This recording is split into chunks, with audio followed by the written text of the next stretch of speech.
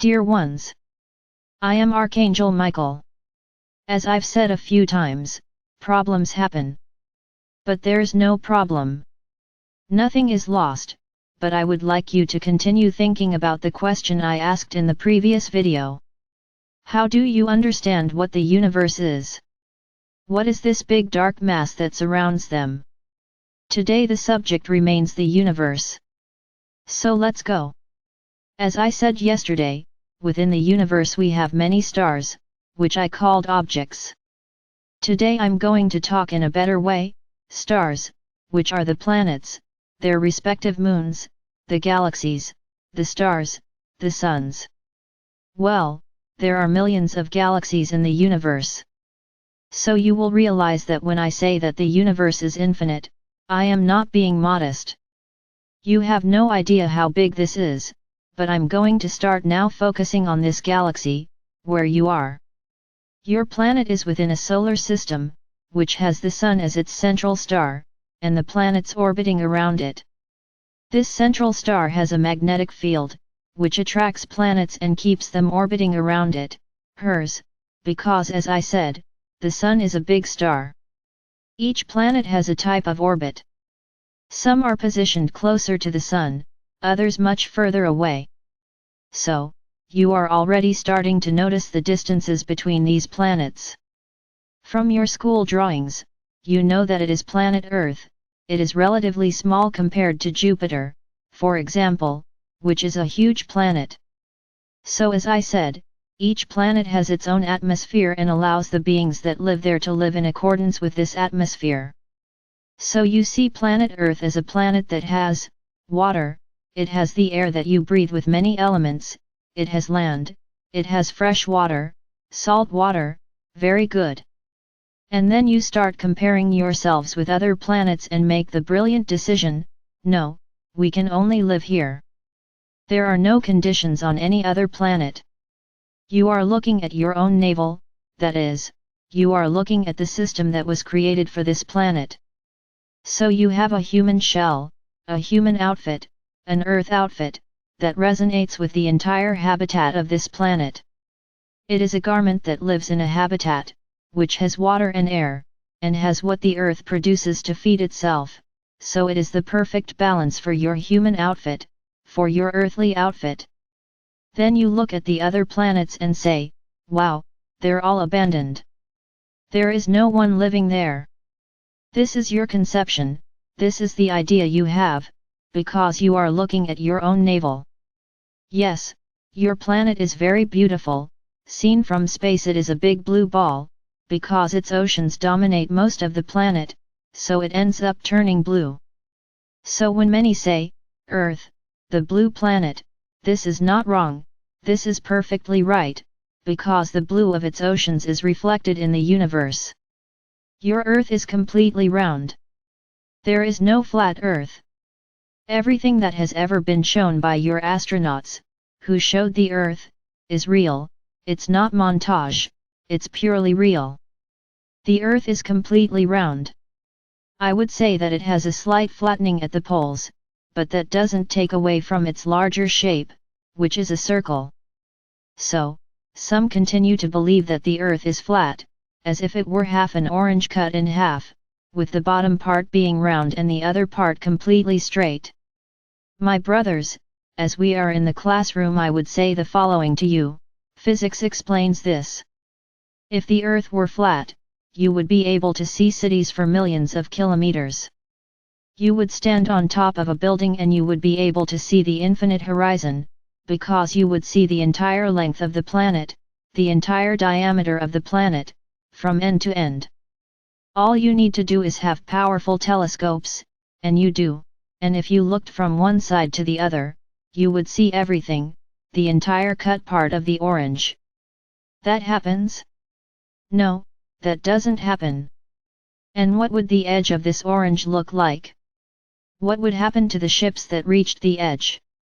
Then many will say, ah, but the edge is rounded. Interesting. Very interesting. The 90-degree angle that this half would make with the rest of the ball would be very interesting to imagine. So let's go. The Earth is completely round. There is no flat Earth. A lot of things that were said to you through your media, there were a lot of lies, but there were also a lot of things that were right, a lot of real things, and this is one of them. Well, moving on. Then your planet orbits around the Sun, where it goes back and forth to the same point within a year counted here on the planet. The other planets do not have this count, because they are in other dimensions, and in other dimensions time-space is a little different from what you count here. So here you have years, you have days, you have hours, all based on the rotation of your planet and the translation of your planet. Very good. I mention the other planets again. You don't see anyone. You have already managed to send ships to Mars, where you supposedly didn't find anyone, because there are some reports on your internet, of beings that have already been seen on Mars, but the vast majority prefer to continue believing that in the universe, as big as it is, which is infinite, only you are living beings in this entire universe. How selfish! God really created all of this. Our Father or Mother God created this entire universe but only decided to have beings populating a single planet. It's really, He was what? Tired out? He created you and, no, I'm not going to create anyone else, it's just going to stay there. So if one day this planet of yours happened, for some reason, to explode, it's over, there are no more beings in the universe? Interesting. Very interesting. So stop looking at your own navel. The vast majority of planets are inhabited, even in the conditions that you Earthlings think are extreme conditions, in which no one could live there. What do you mean, no one could live there? You couldn't do it, in the same way that if they came here, they would also die, they wouldn't be able to live here either, because if they live on a completely frozen planet, and are so used to surviving in these temperatures, how would they come to a tropical planet like yours? And even you couldn't bear to go to their planet. Each in their own habitat. So my brothers, let's stop thinking that you are the kings of the universe, that you are the masters of the universe, why they are not. Very good. So I want to leave this thought here today. How do you think you would survive on other planets? Would it be easy for you to survive on other planets? Okay, I'll improve the question and make it a little easier. Let's say that there are planets in the universe that are very similar to Earth, with water, with oxygen, and with nitrogen and everything you need to breathe. Do you think you would be able to survive on this other planet? Would you consider yourselves invaders on this other planet? How would you view beings from these other planets? How do you think you would be received on these other planets? That's today's homework exercise. Think about it. What would be the feeling you would have when arriving on another planet? Of possession, of invasion, or of friendship, of love, you would arrive like this, without warning, without asking, simply arriving. Would that be easy? What would it be like? What would an approach be like on another planet? What would it be like? Each of you deciding to go for a walk. I'm going to go for a walk. And he goes and enters the other planet, without asking permission, without asking permission. It arrives and enters. Would it be like that, or would you have to have an entire approach protocol, of permission to enter the atmosphere of this other planet? Remember, in the question, I mentioned a planet similar to Earth, so you could travel around it calmly, because it would have water, it would have oxygen, everything you have here to survive at first. So what would your heart say? Would they ask for consent or simply broaden horizons? Discovering new places, like you do here when you take a plane and go to the other side of the planet, discover other cities. It's that simple. It's that easy. Think about it. This subject, the universe, is very comprehensive and we will talk about it for a few days, but for today I will stop here, because we have important things to say. Today we begin another procedure, the 8th. What will this 8th procedure be? The 7th was detachment. It was you throwing away everything that you don't really need. You free yourselves from things that no longer have meaning. So let's go to the 8th procedure. I told you I would make you move. Yes, and a lot of people moved with this. This will be the same thing, because now I don't know how you are going to organize yourself. How are you going to do it? I'm not worried about that. The procedure is as follows. Do you know exactly where you live? Do you have any idea of the city you live in? What's interesting about her? What's important about her? So this is your homework for the 8th procedure. I want you to, no, it's not going to the internet and listing everything you have, that's not it. If it were like that it wouldn't be a movement procedure, would be a research procedure. So what do I want you to do? For example, many of you are already in the habit of going to the gym to get some movement. It doesn't matter what they do. They take care of their health. Excellent. And there are those who are completely sedentary and don't like going to the gym, they don't like doing anything, they like sitting all day. So what will be the procedure? It will be for you to know your surroundings, what you have around you. Today is the first day of this month. You will have the entire month of October to carry out this procedure. So what do I want? You go every day, walk, just walk around the block. Each day walk in a different direction, take the bus, walk a little further. I don't want to know how you're going to do it, I want you to know where you live, because many of you live and don't even know what's 100 meters away.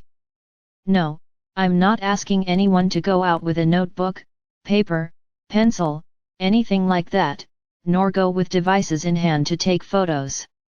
I'm not saying that. I want you to walk. It's movement. So I want you guys walking. Ah, my Archangel, but I can't take it. We will see about that later. I want you to walk, but it's not walking looking at your feet, it's walking looking at your surroundings, observing what's around you. I'm sure you will discover wonders around you. You have a month to walk. Yes, and you can, for example, take a vehicle, go to a certain point and walk somewhere else, but it's not like riding a bus or car back and forth to a certain point. You can go there, and walk a little from there, get to know another piece. For some who live in small towns, it will be very easy to get to know the whole city, because they are small towns. For those who live in big cities, of course it will be much more difficult, so at least go through your neighborhood. Change your route from time to time, observe the commerce, the houses, the problems that your neighborhood has. What's the point of all this? First, make you move around, because you are standing still too much. Some already do physical exercise, but others don't. I want to show you that you have to leave your world a little, discover other worlds. Please, I'm not saying here that you are going to enter dangerous places, I'm not saying that. What I want you to do is a report, a short report, my walk around my neighborhood, my walk around my city, and every day, you guys are going to put this somewhere. Whoever has, what do you call it, social networks, put them there. Then they'll say, you're crazy walking around to see the neighborhood. Yes, yes, I want to know where I live, what is around me, what I have around me. I have poverty, I have wealth, I have a place that has nothing, what I have. And you will write a small report. No, I don't want anyone to walk around all day. Please, I know you have things to do, but let's say this, the ideal is at least half an hour's walk. So you walk wherever you want. Oh, does it have to be every day? No, it could be a few times a week. Ideally, it would be every day, so that you enjoy walking, for this exercise free from anything. I don't want anyone carrying devices with them. It's free. just to observe, and then you will get home and report on the day.